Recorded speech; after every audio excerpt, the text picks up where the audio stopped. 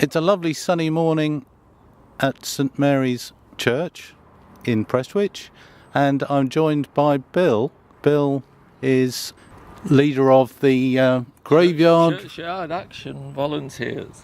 We've been going about 12 or 14 years, and when we started we were going to pass it all over to the church after 12 months, and we cleared the lot and we're still here because we didn't pass it over to the church.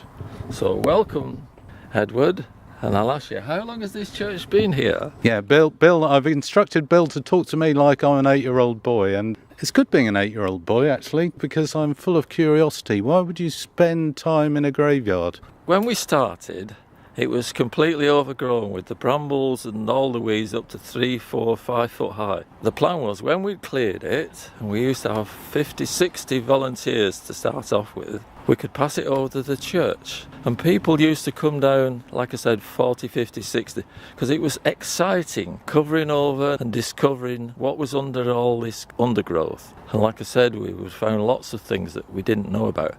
After that, it came boring maintenance, and we didn't manage to pass it over to the church, and we're still here 12 or 14 years later. But can I welcome you to St Mary's Church? This parish used to go all the way to Oldham. Right. Oh, you're going to welcome it? Oh, does that mean that you're going to have tea and cakes afterwards? Only if he's good. If he's not good, he won't even get his sugar in his tea. Right, Edward, why are all these M's on the flagstones?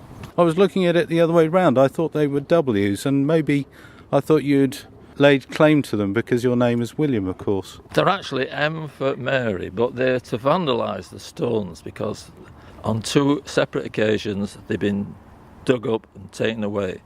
So to prevent people from doing this or to put them off, we vandalise them by putting M's. We're on the way to the Thomas Collier grave, 1641. The oldest grave in the churchyard. There are probably older graves inside the church, but this is the oldest grave in the churchyard. I get worried at this point because I know that Bill is going to ask me to try and read some of the words, but I'm not very good at reading words that have been there for, I don't know, for 400 years. In fact, I'm not very good at sums either. 1641, right, okay, so what are the words then? Bill, you'll have to help me here. We are something, bodies, something... Of the children of... It says, here lieth the bodies of the children of Thomas Collier. And the children were, and I'll have to look over, Thomas, Richard, Martha, and I've missed one out. If you look at some of these graves, you can see a lot of infant mortality, a lot of children that have died. You always associate graveyards with your grandparents. What's the case there with this graveyard? These 4 children were buried between the 1st and the 12th of December 1641. Now, if any listener could help, rumour has it Thomas Collier was the landlord of the Church Inn. If anybody's got any documented proof of this, I'd love to see it, because it's only a rumour. Is Thomas Collier the landlord of the Church Inn? Just over there is a very interesting tomb belonging to Mary Diggle. What's special about it? And you can't tell from here, so I'll probably have to tell you, but have a guess. It's that table tomb over there by that tree. We can't get to it today. Apart from the fact that it looks like a little table made of masonry, it's quite unusual in that respect. Maybe she's been buried upside down or something. It's a slab with all the details on 6 stone pillars. But the thing unusual about it is the person who carved it all was a lady stonemason. And in the 1800s, lady stonemasons were very few and far between. So that's what's special about it. If we stop now, we're looking at the what would you call that? Sundial. That was placed here in 1801, but it was previously somewhere else. It's older than that. And opposite where we stood now is the main entrance in the 1800s. People used to come in the south door, up this path, and they'd walk from Bury New Road, which was the old Roman road, and come into the church this way. The entrance we use these days is a much more newer entrance to the church, and that's on the other side, on the north side. Shall we stop here? Right, Edward, what do you think that mark is up on the church wall, that black square? Oh, what do I think that black square is? I don't know. Maybe there's a problem with damp. Up to about 15 years ago, there was a sundial on there from the 1700s, but somebody got a ladder and took it off the wall and nicked it. So if anybody's got a 1700 and odd sundial that's off St Mary's Churchyard wall, we'd like it back, please. And what about the various? There are one or two holes there. They're not bullet holes, are they? No, they probably could be masonry rocks or just defects in the stone. But this tower you're looking at is in the 1700s, either 16 or 1700s. It's the oldest part of the church. Right, I know we're working towards my favourite grave, and it's the one that you walked over the brow of the hill there to, and it's William Sturgeon, isn't it? There's William Sturgeon, the electrician. We didn't know about it at all. It had been in the church since the 1850s. But Adam Hart Davis, I don't know if any of your listeners remember him, he did a programme on BBC called Local Heroes about 20 years ago. And watching the programme, I worked out where he was standing and walked over, had a look around at the area and found the grave of William Sturgeon, the electrician. William Sturgeon was probably the first inventors of the electric motor, and he invented the commutator and various other things that actually enable me to listen through headphones and to travel about in this electric power chair. So he was playing around with technology, and he came up with ideas that he didn't actually make any money from. He died a pauper, didn't he, Bill? Unfortunately, he did. He fell out with Faraday, and as a result, Faraday prospered, and he became a pauper. And he was buried in our churchyard. And the man who paid for it was a man called Edward William Binney, and he made his money from shale oil. And he also looked after the grave of the Artisan Naturalists, the Naturalists. There's a group of those later on, which I'll show Edward, and he paid for one of those as well. Sturgeon himself, ended up very poor. In contrast, very near Sturgeon's grave is the grave of William Fairbairn, Sir William Fairbairn. I'm going to ask Edward, how many people turned up for his funeral? He died in London. He was by then a lord. They must have brought up his coffin on the train, and then they brought the coffin from presumably the station in Manchester up to our churchyard. Edward, how many people do you think lined the route between here and the station? I don't know. Maybe 20, 30. Records show there was 50,000 people lined the route from the station to here. But there was a very interesting write-up of the 7 coaches with lords and ladies and dukes and mayors and everything who followed the coffin all up to the churchyard for the burial.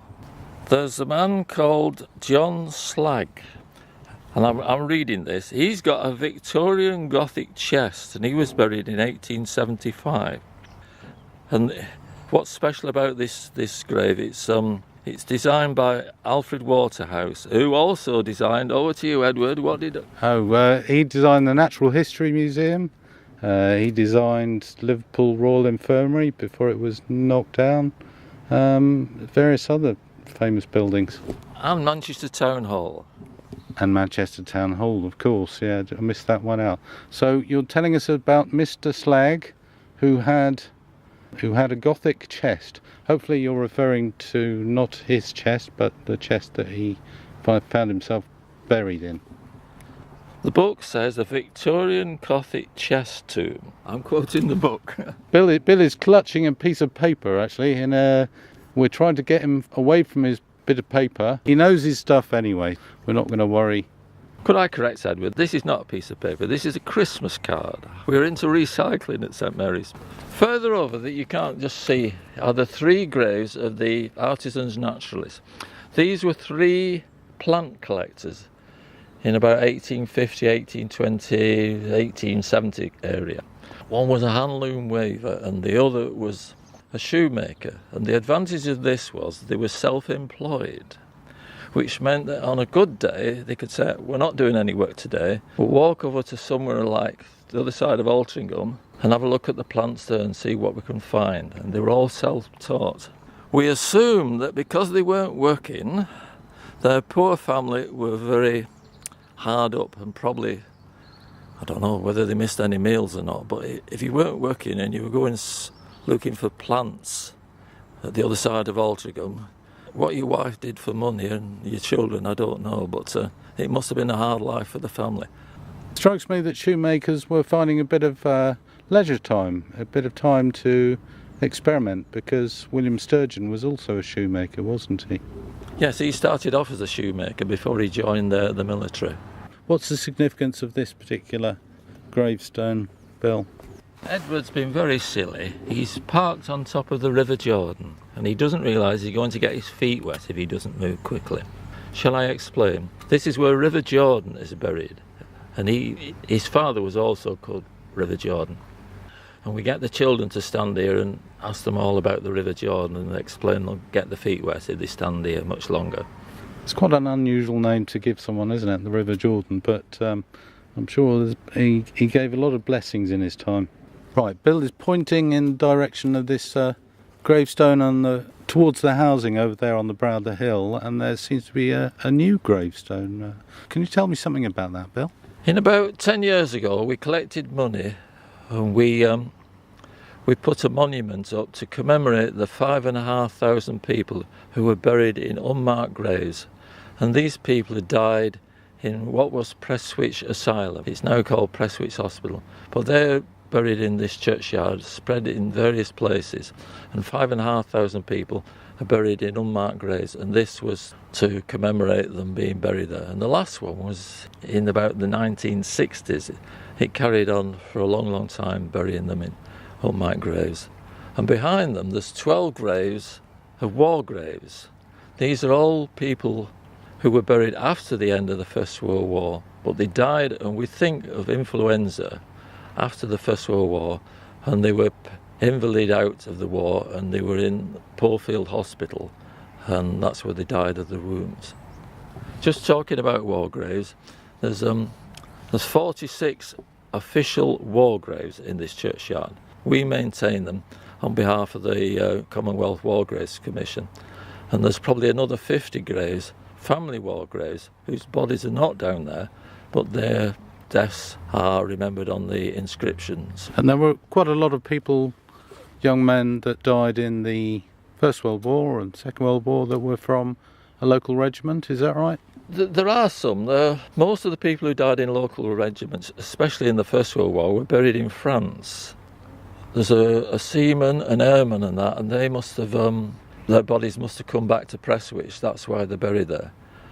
In the Second World War, there's quite a lot of Canadians, again, flyers, who must have crashed around here, and bodies were buried in our churchyard and not in Canada. So sometimes we do get people from Canada coming and having a look at these war graves, but it's a few years since the last person came round and had a look. It strikes me that I could come away from walking and doing this tour with you, Bill, with a much stronger idea about social history, and actually the graves are simply the full stop on a very interesting life that people had, or perhaps the short life that some of them had. So we've had a tour around the whole graveyard this morning, and I think Bill has told us with great detail, and with the help of his Christmas card as well, the high spots of the graveyard, and I think it gives you a sort of a wish to find out more about perhaps